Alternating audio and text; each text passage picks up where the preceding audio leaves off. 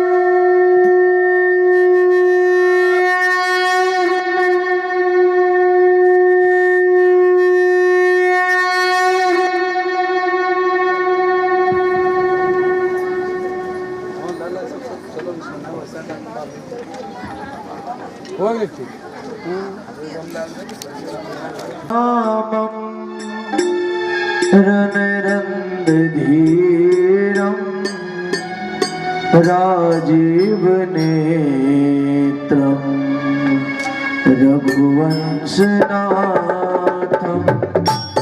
कारुण्यरूपं करुणाकरं श्रीरामचन्द्रं शरणं प्रपद्ये श्रीरामचन्द्रं शरणं प्रपद्ये कर्पूर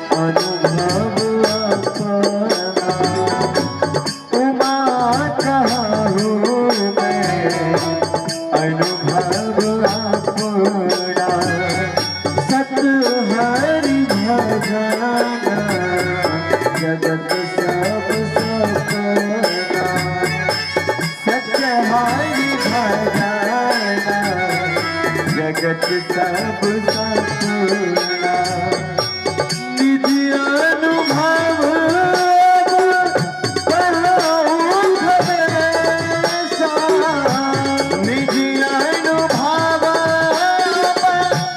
कहूँ खगेसा बिनु हरि भजन जाई करेसा बिनु हरि भजन जाई करेसा सीता राम राम राम सीता राम राम राम सीता राम राम राम सीता राम राम राम राधा श्याम श्याम श्याम राधा श्याम श्याम श्याम राधे श्याम श्याम श्याम राधे श्याम श्याम श्याम सीता राम राम राम सीता राम राम राम सीता राम राम राम सीता राम राम राम सीता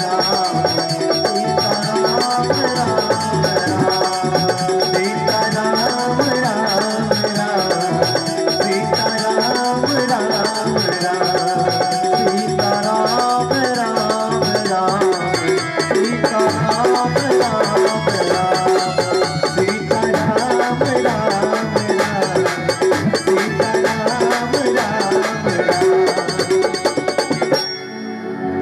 माता रामो मत पिता रामचंद्र है स्वामी रामो मत सखा रामचंद्र है सर्वस्व में रामचंद्र दयालु नारायण्यम जाने नैव जाने न जाने बंदो श्री तुलसी के चरण जिन तीनों जग काज कले समुद्र गूढ़त लखयो प्रगटयो सत जहां बंदो सिय सिय प्राण प्रिय सुषमा शील निधान भरत शत्रुघ्न जन सुखद रामानुज हनुमान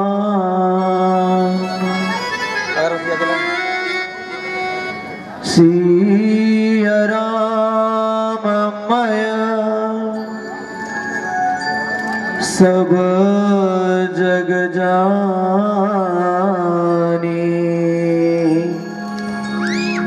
करहूँ प्रणाम जोरी जुग पावनी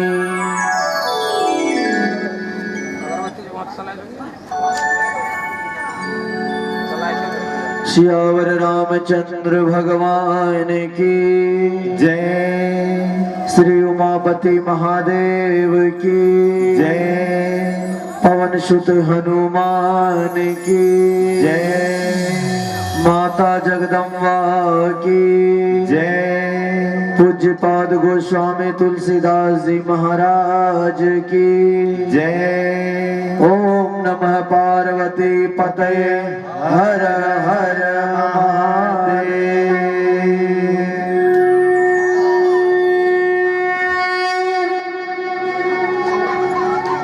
अनंत अनंत कोटि ब्रह्मांड नायक अकारण करुणा वरुणालय श्री राघव जी के चरणों में साष्टांग प्रणाम। भूत भवन भगवान शिव जी के चरणों में दंडवत प्रणाम। पवन सुत हनुमान जी के चरणों में दंडवत प्रणाम। माता जगदम्बा को साष्टांग प्रणाम। पूज्यपाद गोस्वामी तुलसीदास जी महाराज के चरणों में बारंबार वंदन। यहाँ पे आए हुए सभी धर्मानुरागी सज्जन भक्तजन, श्री राम प्रभु में प्रेम रखने वाले सभी को मेरा बारंबार वंदन, बारंबार प्रणाम। आज राम कथा का छठा दिवसीय कार्यक्रम है, महोत्सव है। राम कथा इस निर्मल गंगा सरोवर में नित्य प्रतिदिन हम लोग स्नान करते जा रहे हैं और मन की जो कामनाएं हैं उनको लेकर के हम लोग इस कथा पंडाल में आकर के बैठते हैं। सच्ची श्रद्धा से अगर आपके मन की कामना होगी तो भगवान प्रभु श्री राम उन्हें अवश्य पूर्ण करेंगे।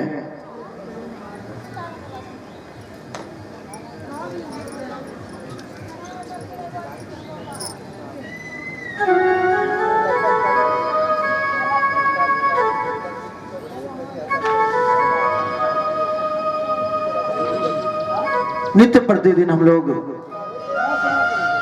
कथा को श्रवण करते जा रहे हैं और यही कथा हमारी मन की व्यथा को दूर करने वाली है।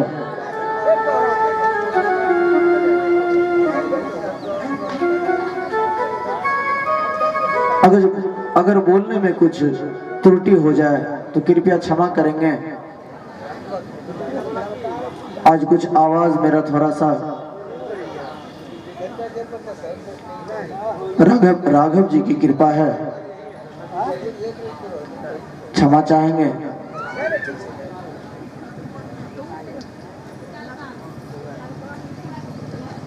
एक संत कहा करते थे कि एक नगर में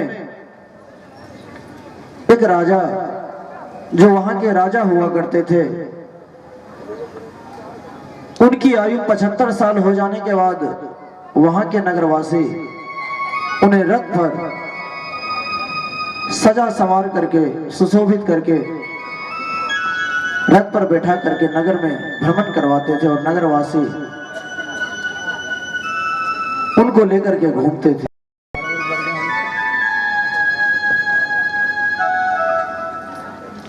और फिर उस नगर के बाहर एक नदी था और नदी के उस पार एक जंगल। राजा को वहां ले जाकर के नदी के उस पार जंगल में छोड़ दिया करते थे। वहां का ऐसा ये नियम था। 75 साल के बाद उस राजा को राज सिंहासन छोड़ना पड़ता था और जो भी राजा को सजा संवार कर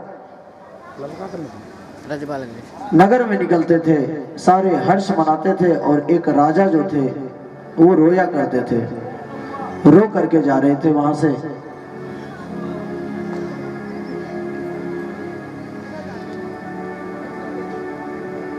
लेकिन एक राजा का जब समय आया तो वे राजा नाच रहे थे। लोगों ने उनसे पूछा कि सारे राजा तो रो रहे थे, आप नाच क्यों रहे हैं? राजा ने कहा, मैंने नदी के उस पार यहां रहते हुए एक बड़ा सुंदर सा महल बनवा रखा है। वहां जाने के बाद मैं वहां भी आनंद से ही रहूंगा।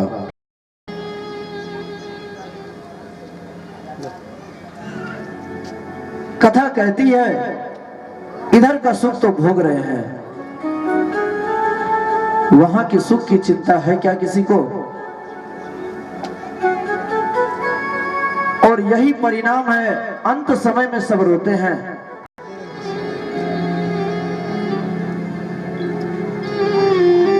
बुद्धिमान कौन? बुद्धिमान वही है जो लोक की चिंता करते करते जो अपना परलोक को संवार ले, वही बुद्धिमान है इस जगत में।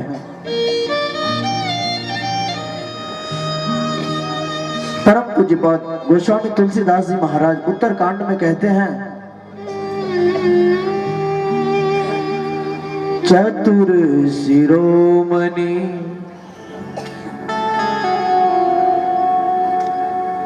तेहि जग माहि। लोग कहते हैं वह चतुर बहुत है, बच के रहना। लेकिन गोस्वामी तुलसीदास जी कहते हैं चतुर मत बनो, बनना है तो चतुरों के सिर मोर बनो।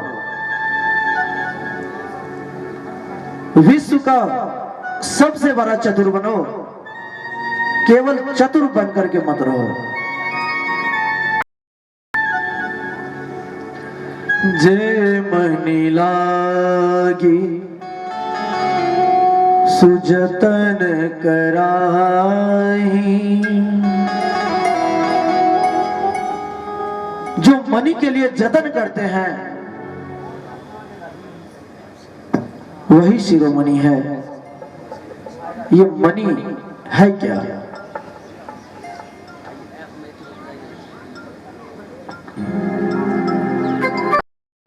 राम भगति मणि उर बस जाके। दुख लवलेस ना सपने होता के। भगवान का नाम, भगवान की भक्ति ही मणि है। जिस प्रकार एक दीपक में बाती घी डाल करके प्रकाशमान करना पड़ता है, लेकिन एक मणि का स्वभाव है, उसमें हमेशा प्रकाश विद्यमान रहता है।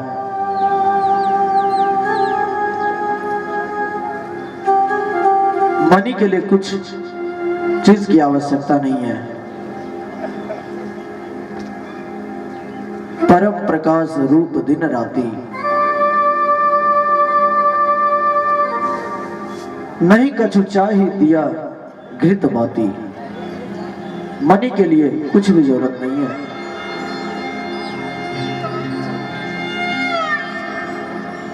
ये दिया क्या है? भगवान का नाम भक्ति मणि है।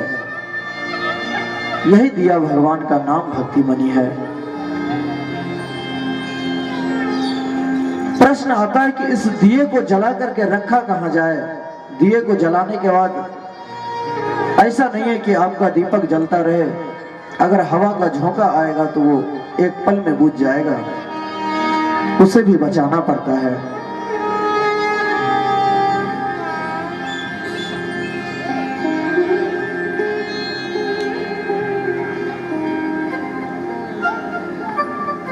राम नाम मणि दीप धरूं। जीव देहली द्वार। तुलसी भीतर बाहर हूँ। जो चाहे सी उजियार।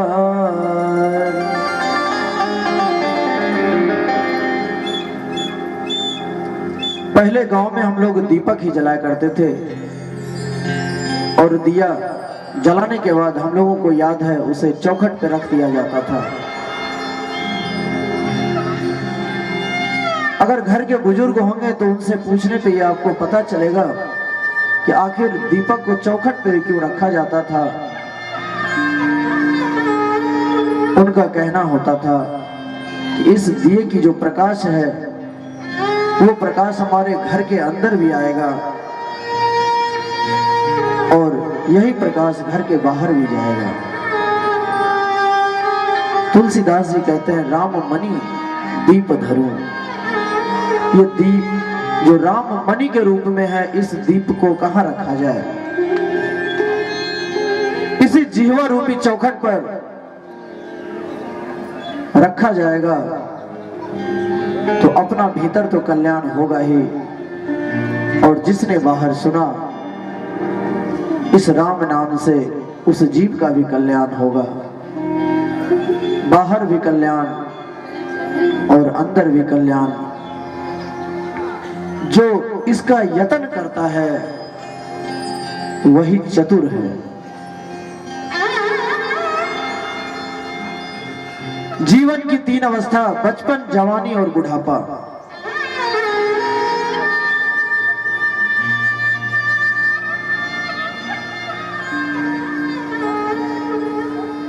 जो कोई भी है जिसको बनना है, संवरना है, भटकना है, अटकना है, ये सभी जवानी में ही होता है।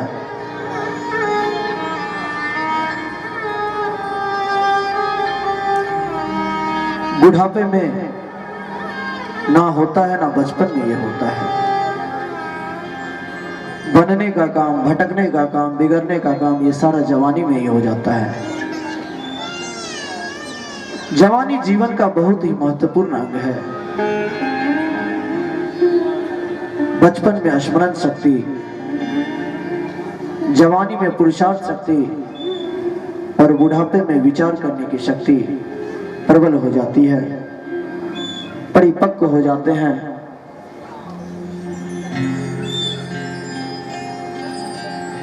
अक्सर लोग कहा करते हैं कि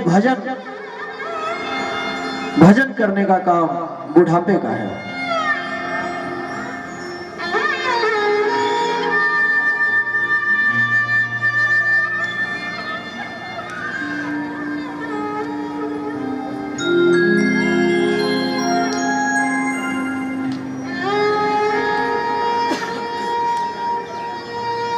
अब ये एक फूल है,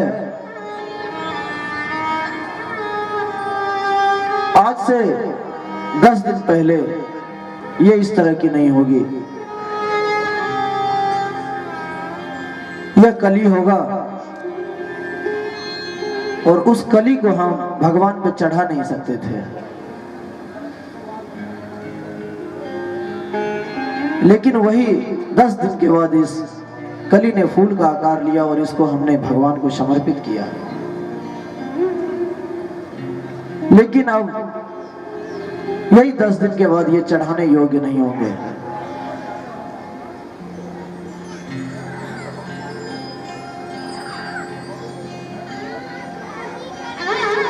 कथा कहती है, पहला सूत्र,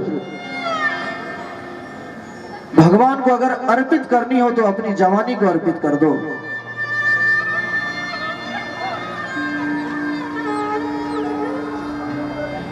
भगवान तुमको शिखर तक पहुंचा देगा।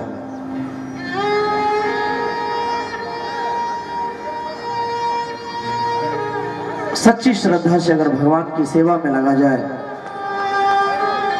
तो भगवान अपने भक्त को बहुत ऊंचे स्थान तक पहुंचा देते हैं। जवानी खाकर सोने के लिए नहीं बना है, कुछ करने के लिए बना है, तपने के लिए है।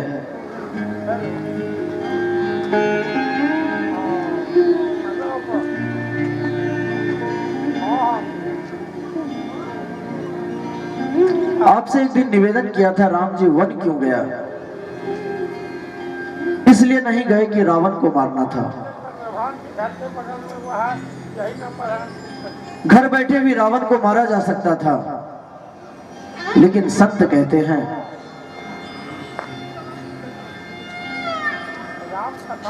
पिता की संपत्ति को संतान तभी संभाल सकता है जब पिता के जितना बेटा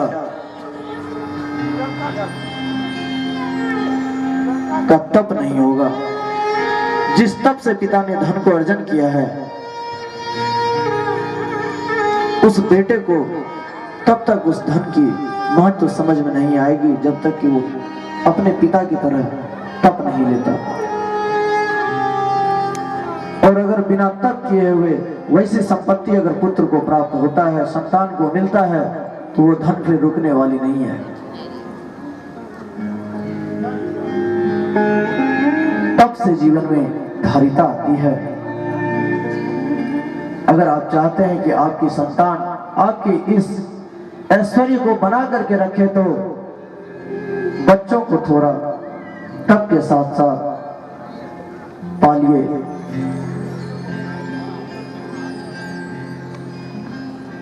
आराम जीवन को समाप्त कर देता है।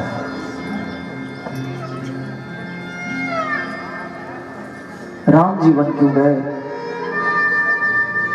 राम जी ने देखे कि पिता मुझे राजा बनाना चाहते और मैंने राजा बनने योग्य कोई कर्म किया ही नहीं है,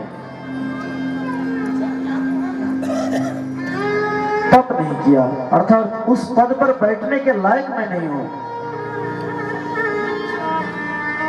और भगवान जी ने 14 वर्ष की रचना बनाकर भगवान वन में चले गए।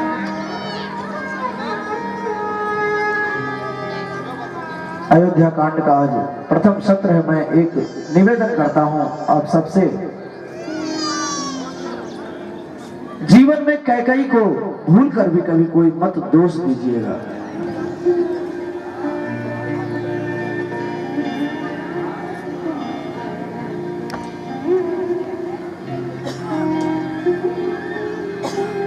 मां ने राम को वन भेज दिया, कैकेयी जैसी मां ने, और कैकेयी जैसी मां न कभी हुई है और न कभी होने वाली है।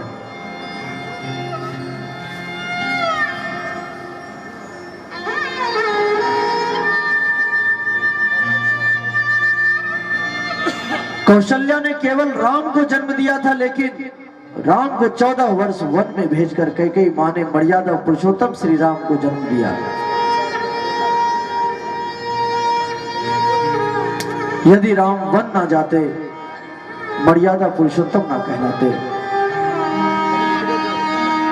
और ये मैं नहीं बोल रहा हूं, ये राम जी खुद बोले हैं, स्वयं प्रभु श्री राम बोलते हैं चित्रकूट में जब भरत जी जब मिलने के लिए आते हैं, भाई दोष देई जन नहीं जर ते ही, दोष वही दे सकता है जो मनुष्य नहीं है। वह जर है जो जीवन में कभी अपने माता पिता की सेवा नहीं की होगी, वही कहेगा कि मेरी मां दोषी है। संतान का कोई अधिकार नहीं होता है कि वे अपने माई बाप के दोष का दर्शन करें।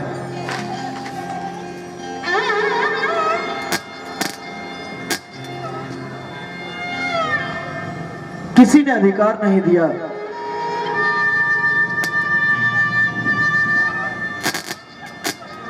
हम जैसे कथावाचक लोग घंटों बैठ करके व्यासपीठ पर से माता कैकेयी को क्या क्या नहीं कहते हैं, जबकि राम जी ने प्रमाण दे दिए। उसके बाद भी प्रमाण पत्र की आवश्यकता है क्या?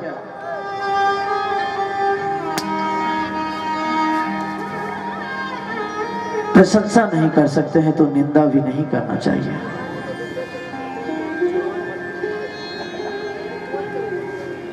और कैकेयी भी तो देखना चाहती थी कि जिस भरत को मैंने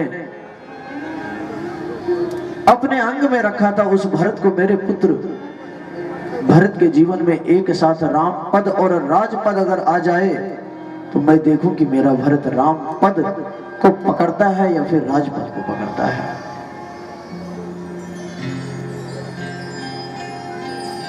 वो परीक्षण कर रही थी अपने पुत्र का। एक निवेदन,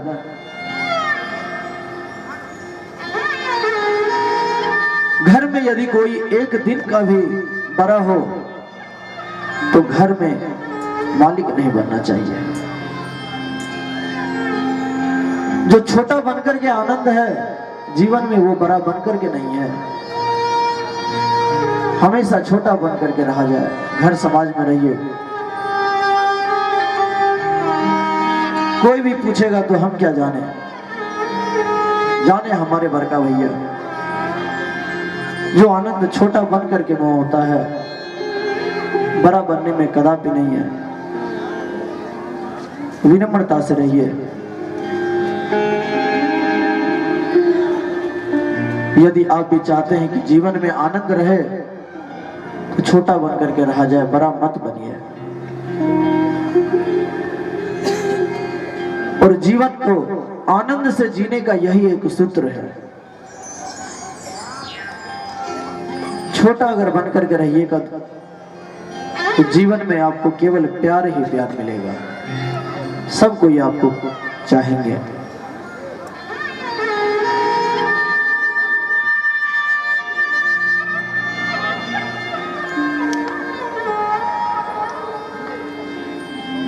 भगवान प्रभु श्री राम विवाह करके अयोध्या आए। अयोध्या कांड के प्रारंभ में परम पूज्यपाद गोस्वामी तुलसीदास जी ने 3 श्लोक लिखे और उसके बाद एक दोहा लिखा। और ये ऐसी दोहा है जो कि सबों को लगभग याद होगा।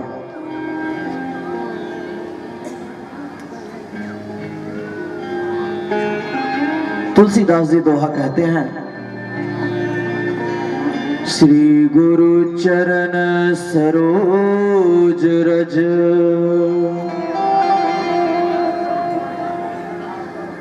निज मनु मुकुर सुधारे,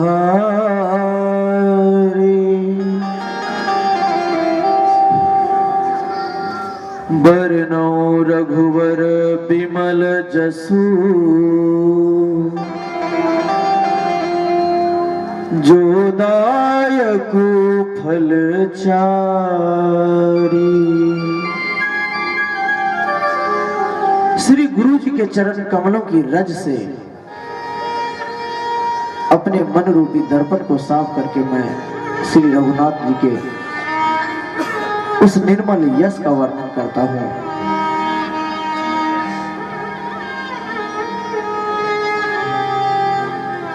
तुलसीदास जी ने जब गुरु की वंदना रामचरितमानस में पहले कर चुके थे तो फिर यहां करने की क्या आवश्यकता हुई।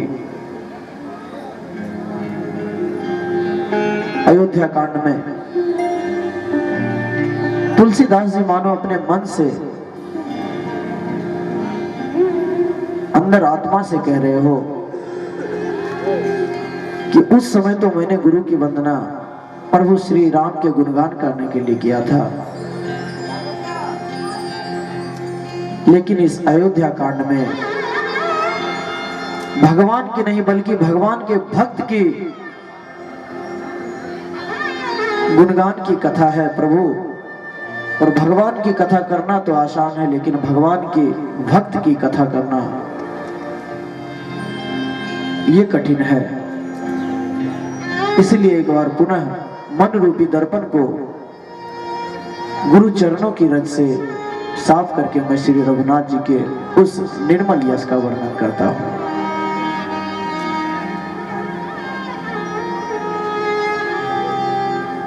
और तुलसीदास जी आगे फिर कहते हैं, जब तेरा मुँह ब्याही घर आए, नित नव मंगल मोद बधाए। जब तेरा मुँह ब्याही घर आए, नित नव मंगल मोद बधाए। भुवन 4 दश भूधर भारी, सुकृत मेघ बरसहि सुख बारी। भुवन 4 दश भूधर भारी, सुकृत मेघ बरसहि सुख बारी। रिद्धि सिद्धि संपत्ति नदी सुहाई, उमगी अवध अम्बुधि अहुआई। रिद्धि सिद्धि संपत्ति नदी सुहाई, उमगी अवध अम्बुधि कहुआई। जब से श्री रामचंद्र जी का विवाह करके आना हुआ है, घर में उत्सव मनाया जा रहा है, नित्य नए मंगल हो रहे हैं। रिद्धि सिद्धि संपत्ति नदी सुहाई, रिद्धि सिद्धि और संपत्ति रूपी सुहावनी नदियां उमड़ उमड़ कर अयोध्या में आ रही है।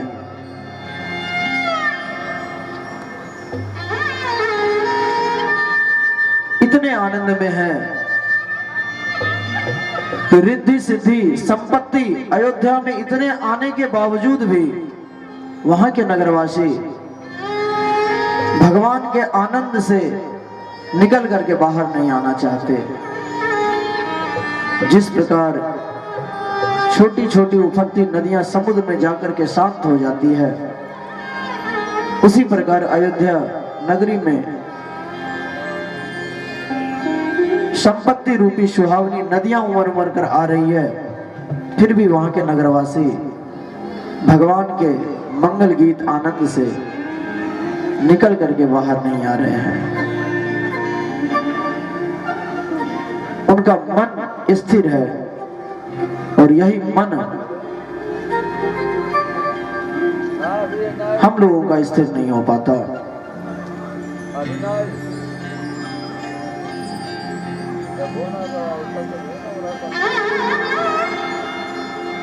आनंद मनाया जा रहा है। एक दिन महाराज दशरथ जी दर्पण में देखे कानों के पास एक बाल सफेद हो गए हैं। मानो बुढ़ापा ऐसा उपदेश कर रहा है कि हे राजन, श्री रामचंद्र जी को अब युवराज पद देकर अपने जीवन और जन्म का लाभ क्यों नहीं लेते हो।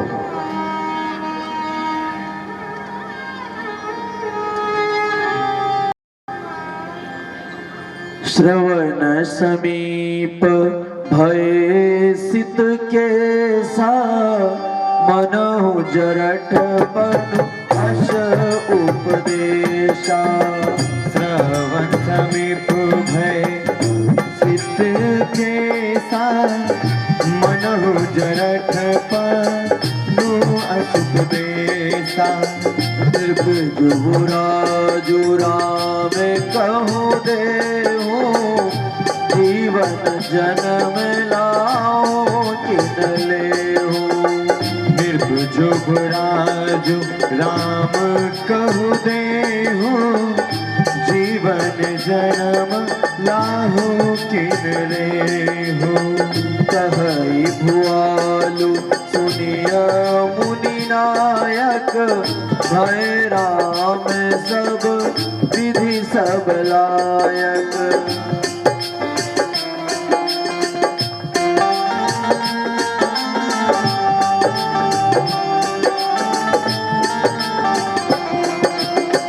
सेवक सचिव सकल पुरवासी ये हमारे अरे मित्र उदासी। सेवक सचिव सकल पुरवासी जे हमारे अरे मित्र उदासी। जे हमारे अरे मित्र उदासी। जे हमारे अरे मित्र उदासी। महाराज जी जब कान में एक सफेद पका हुआ बाल देखा तो उन्हें लगा कि अब हमें राजपाट राम जी को दे देना चाहिए और हमें इस जीवन और जन्म का लाभ लेना चाहिए। हृदय में यह विचार लाकर युवराज पद देने का निश्चय कर लिया।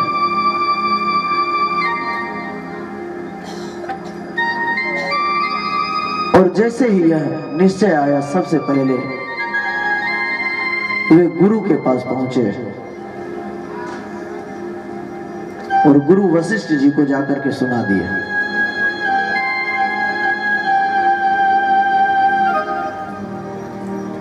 राजा ने कहा, हे मुनिराज, श्री रामचंद्र अब सब प्रकार से योग्य हो गए हैं। सेवक मंत्री सब नगरवासी और जो हमारे शत्रु मित्र या उदासीन है, सभी को श्री रामचंद्र जी वैसे ही प्रिय हैं जैसे मुझको है।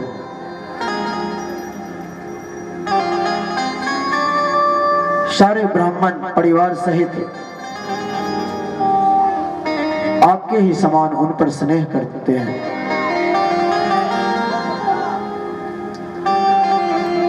अब मेरे मन में एक ही अभिलाषा है हे नाथ, वह भी आप ही के अनुग्रह से पूरी होगी। अब अभिलाषु एक मन मोरे, पूजहि नाथ अनुग्रह तोरे। राजा का प्रेम देखकर मुनि अत्यंत प्रसन्न हुआ। आज्ञा दीजिए, क्या अभिलाषा है आपकी? हे राजा,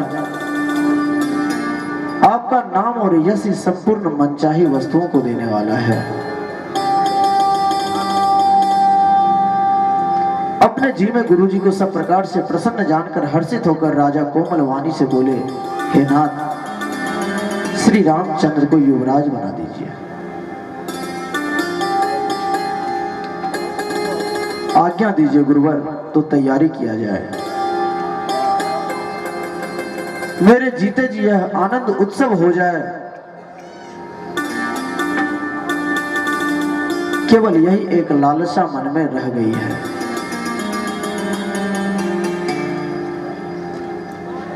यही लालसा जो है किसी की समाप्त पूर्णतः नहीं होती। नगर वासियों की लालसा थी महाराज को पुत्र हो, मुंडन संस्कार देखने का लालसा हुआ, मुंडन संस्कार हुआ, यज्ञोपवीत देखने का लालसा हुआ, यज्ञोपवीत हुआ।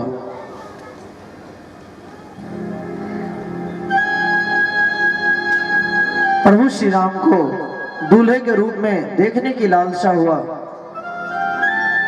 दूल्हे के रूप में सबों ने देखा। अब लालसा यह हो गई कि प्रभु श्री राम को राजपद मिल जाए।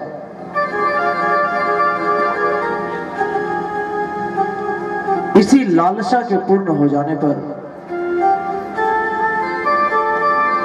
सोच नहीं है, और ये लालसा कभी किसी की पूर्ण नहीं होती है।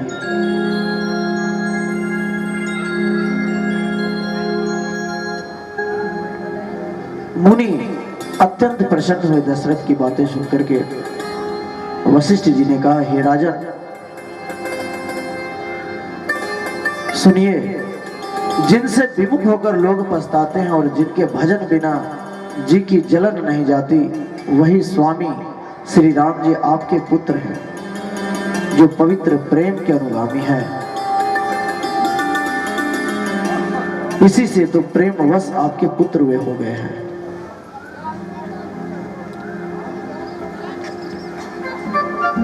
वशिष्ठ जी कहते हैं,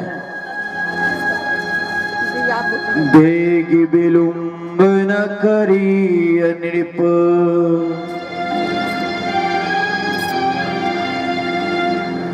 देर मत कीजिए, विलंब नहीं कीजिए। मानो वशिष्ठ जी सारे रहस्य को जान रहे हैं कि ब्रह्मा जी का लिखा हुआ जो सत्य है वो बदल तो नहीं सकता है, लेकिन अगर ऐसी इच्छा है तो देरी ना कीजिए, अभी ही कर दीजिए। अगर ऐसा होता है तो लिखा हुआ मिट भी सकता है। बेग विलंब ना करिए, अब देर मत कीजिए। नृप साजिए सबुई समान, शीघ्र सब सामान को सजाइए। शुभ दिन और सुंदर मंगल तभी है जब श्री रामचंद्र जी युवराज हो जाए। जब युवराज श्री रामचंद्र जी हो जाए वही समय शुभ है। शुभ समय को नहीं खोजा जाए।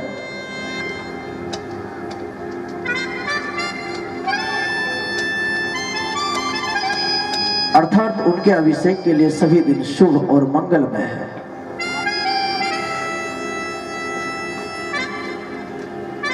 लेकिन महाराज दशरथ जी सोचे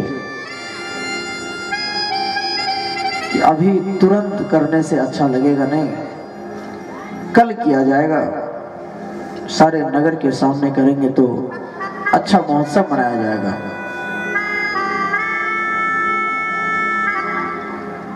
और गुरु की आज्ञा का पालन ना करने का परिणाम महाराज दशरथ को मिला।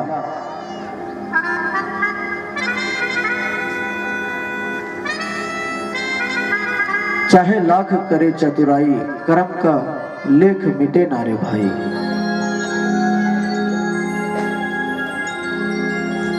राजा आनंदित होकर के महल में आ गए और उन्होंने सेवकों को तथा मंत्री सुमंत्र को बुलवाया। उन लोगों ने जय जीव कहकर सिर नवाए, सभी को यह खबर सुनाया, युवराज पद देने का प्रस्ताव सुनाए। सभी के हृदय में अत्यंत आनंद है, हर्षित हो गए। श्री रामचंद्र जी का राज तिलक की तैयारी किया जाए। और इस वचन को सुनकर के सुमंत्र जी तैयारी करने के लिए निकल गए। तब राजा ने वशिष्ठ जी को बुलवाया और समयोचित उपदेश देने के लिए श्री रामचंद्र जी के महल में भेजा है उन्हें।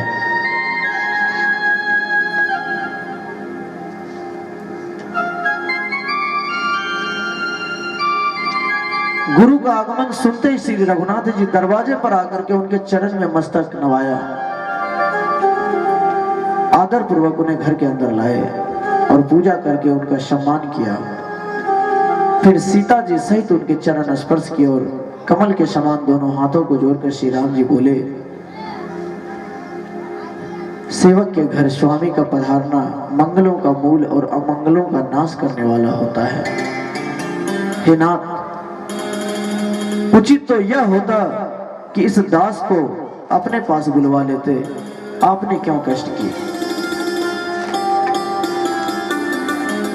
परंतु प्रभु, आपने प्रभुता छोड़कर स्वयं यहाँ पधार कर जो स्नेह हमें दिया है, इससे आज यह घर पवित्र हो गया है। अब जो आज्ञा हो मैं वही करूं, सेवा में ही सेवक का लाभ है।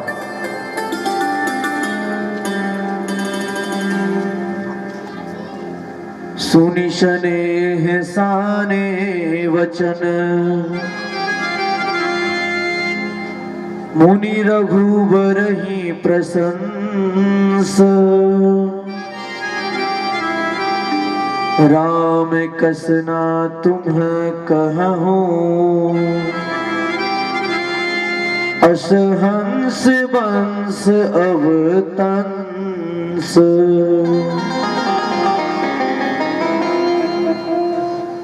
प्रेम में सने हुए वचनों को सुनकर मुनि वशिष्ठ जी ने श्री रघुनाथ जी की प्रशंसा करते हुए कहा, हे राम, आप ऐसा क्यों ना कहेंगे, आप सूर्य वंश के भूषण हैं।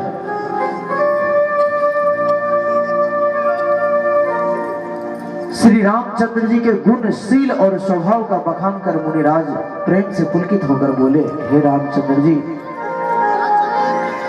राजा दशरथ जी ने राज्याभिषेक की तैयारी की है। आपको युवराज पद देना चाहते हैं।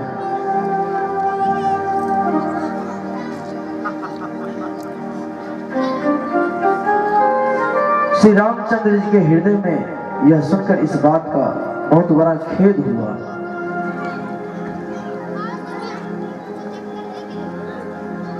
कि ये कैसा निर्णय लिया गया।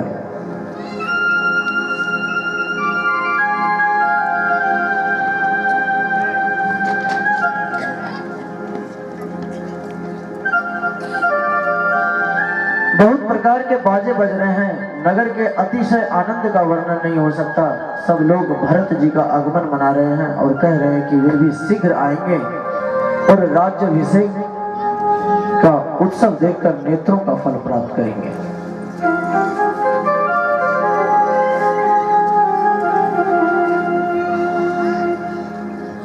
कनक सिंहासन सिय समेता, बैठहि राम होई चित चेता।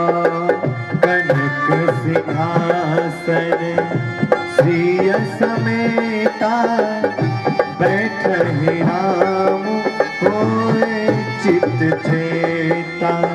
सकल कहहि कब होई काली, विघ्न मनावहि देव कुछ चाली। सकल कहाहि कब होयल काली, विघन मनावहि देव कुचाले। उधर देवता श्री राम जी अगर स्वर्ण सिंहासन पर विराजेंगे तो मन की कामना पूर्ण कैसे होगी? देवता लोग यही सोच रहे हैं, इसमें किस प्रकार विघ्न उत्पन्न किया जाए। सारदी बोली विनय शूर करही, बारही बार पार ले परही। सारद बोली विनय सुर करही, बारही बार पाए ले परही। सभी देवता ने सरस्वती जी को बुलाकर के विनय कर और बार बार उनके पैरों को पकड़ कर उन पर गिरते हैं। हे माता, हमारी बड़ी विपत्ति को देखकर आज वही कीजिए जिससे कि श्री रामचंद्र जी राज्य को त्याग कर वन को चले जाए। देवताओं की विनती सुनकर सरस्वती जी बड़ी पछता रही है कि मैं कमल वन के लिए हेमंत ऋतु की रात हुई। इस प्रकार पछताता हुआ देख करके देवता कहते हैं, हे माता, इसमें आपकी जरा भी दोष नहीं लगेगा। नाम मंथरा मंदमती, चेरी कई केरी, अजस पिटारी ताही करी, गई गिरा मति फेरी। मंथरा नाम की कैकेयी की एक मंदबुद्धि दासी थी। उसे अपयस की पिटारी बनाकर सरस्वती जी उसकी बुद्धि को फेर करके चली गई और वो मंथरा पहुंच गई माता कैकेयी के पास और बहुत प्रकार से उन्हें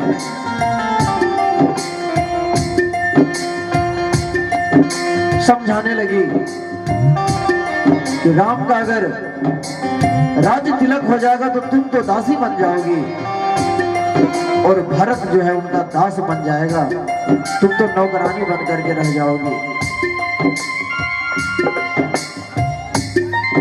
ऐसा क्यों नहीं करती कि तुम्हें जो राजा ने 2 वर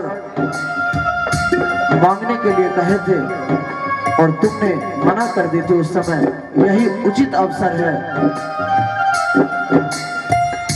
इसी समय 2 वरदान राजा से जाकर के मांग लो। दुई वरदान रूप सन थाई, मांगो आज जुरावो छाती।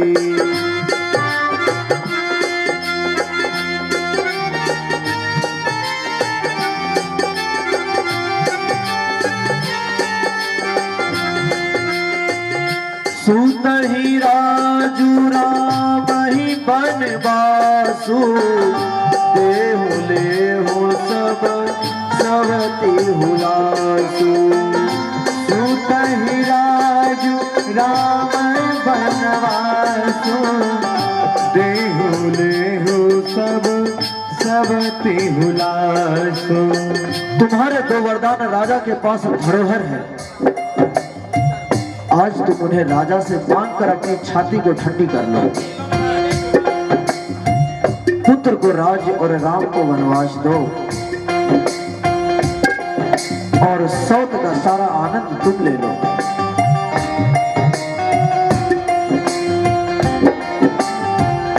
भूपति राम शपथ जब करई, तब मांगे मुझे वचन न टरई।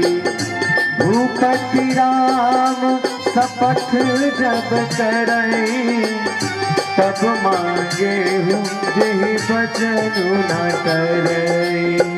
कोई अकाजू आजू निसी बीते, वचन मोर प्रिय मानव कहूँ जीते होई अकाजू आजू निस बीते बचनु मोर प्रिय माने हूँ जीते।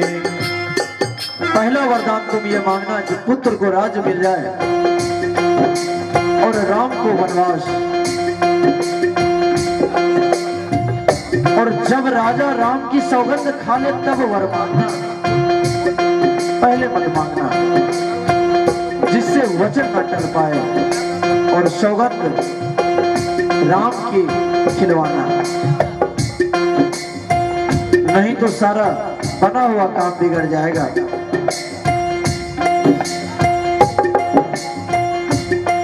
और मंत्रा उसकी बुद्धि को फेर करके चली गई। संध्या के समय राजा दशरथ आनंद के साथ कैकेयी के महल में गए। मानो साक्षात स्नेह ही शरीर धारण कर निष्ठुरता के पास गया हो। और जब राजा को पता चला कि कैकेयी कोप भवन में चले गए हैं,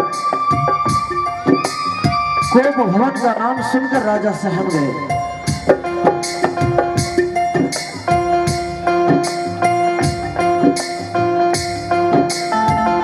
कोपी भवन सुनी सकुचे उराऊ, भय बस अगौर परई न पाऊ। कोप भवन सुनी सकुचे उराऊ, भय बस अगौर परई न पाऊ। कोप भवन का नाम सुनकर राजा सहम गए।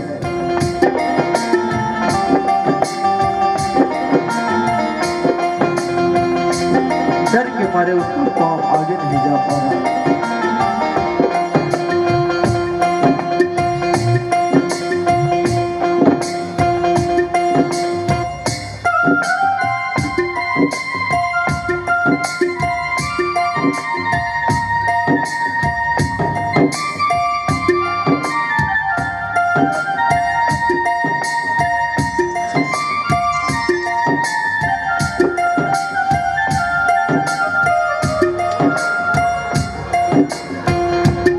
राजा डरते डरते अपनी प्यारी कैकेयी के पास गए।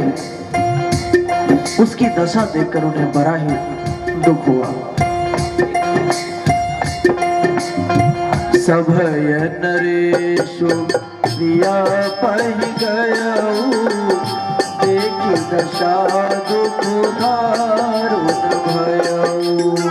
सभय नरेशु प्रिया पहि गयऊ, देखि दशा दुख दारुण भयऊ। शरीर का सारा आभूषण उतार करके फेंक करके इधर उधर बिखरा पड़ा था। देख करके बड़ा दुख हुआ। हे रानी किस लिए रूठी हो? यह कहकर राजा ने उन्हें हाथ से स्पर्श किया और उनके हाथ को झटका दे करके कैकेयी ने हटा दी। और ऐसे देखी मानो क्रोध में भरी हुई नागिन क्रूर दृष्टि से देख रही है। राजा बार बार कह रहे हैं, हे सुमुखी, हे सुलोचनी, किस कंगाल को मैं राजा बना दूं और किस राजा को देश से निकाल दूं? तेरा शत्रु अगर देवता भी होगा तो मैं उसे भी मार सकता हूं। तू मेरा स्वभाव तो जानती हो, मेरा मन सदा तेरे मुख रूपी चंद्रमा का चकोर है। प्रिया प्राण सुख सर्वस्व मोरे, परिजन प्रजा सकल बस तोरे। प्रिया प्राण सुख सर्वस्व मोरे, परिजन प्रजा सकल बस तोरे। जो कछु कहो कपटू करी तो ही, धामी राम सपथ सत मोही। जो कछु कहो कपटो कर तो ही भावे निराम सपथ सतमोही। हे प्रिय मेरी प्रजा, कुटुंबी, संपत्ति, पुत्र, यहाँ तक कि मेरे प्राण भी, ये सब तेरे वश में है। यदि मैं तुझसे कुछ कपट करके कहता हूँ तो हे भवानी, तुम्हें तो पता है मेरा राम कितना पुत्र प्यारा है। मैं 100 बार राम की सौगंध खा करके कहता हूँ, तुम्हें किस बात की चिंता है, तुम कहो मुझसे, मैं उसे पूर्ण करूंगा।